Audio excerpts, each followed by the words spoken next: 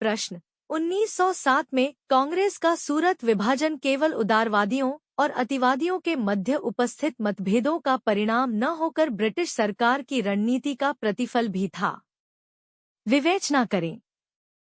उत्तर 1907 के सूरत विभाजन की पृष्ठभूमि तो बंगभंग आंदोलन से ही बननी शुरू हो गई थी, किंतु तात्कालिक कारण यह था कि अतिवादी चाहते थे कि कांग्रेस का यह अधिवेशन नागपुर में हो, बाल गंगाधर तिलक या लाला लाजपत राय इसके अध्यक्ष बने तथा इसमें स्वदेशी व बहिष्कार आंदोलन और राष्ट्रीय शिक्षा के पूर्ण समर्थन में एक प्रस्ताव पारित किया जाए, जबकि उदारवादियों ने अधिवेशन को सूरत में आयोजित करने, रासबिहारी घोष को अध्यक्ष बनाने तथा स्वदेशी बहिष्कार एवं राष्ट्रीय शिक्षा के प्रस्ताव को वापस लेने की जोरदार मांग की।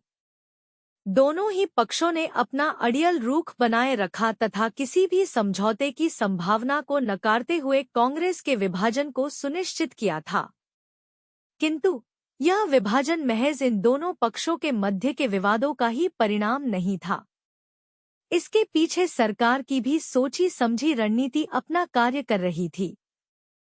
सरकार ने कांग्रेस के प्रारंभिक वर्षों से ही उदारवादियों के साथ सहयोगात्मक रुख बनाए रखा था, किंतु बाद के वर्षों में स्वदेशी एवं बहिष्कार आंदोलनों के उभरने से कांग्रेस के प्रति सरकार का मोह भंग हो गया तथा उसने अवरोध, सांत्वना एवं दमन की त्रिचरणीय रणनीति बनाई। अपनी रणनीति के प्रथम चरण में सरकार ने उदारवादियों को डराने हेतु अतिवादियों के साधारण दमन की नीति अपनाई। द्वितीय चरण में सरकार ने उदारवादियों की कुछ मांगों पर सहमति जताकर उन्हें आश्वासन दिया कि यदि वो खुद को अतिवादियों से दूर रखें तो देश में संवैधानिक सुधार संभव हो सकते हैं।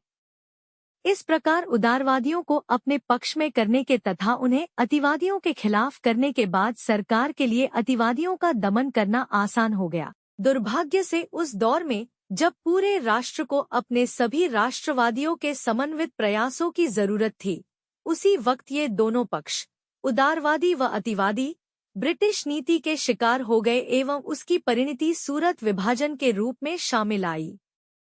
कालांतर में अपना मंतव्य पूरा करने के पश्चात सरकार ने उदारवादियों की भी घोर उपेक्षा की।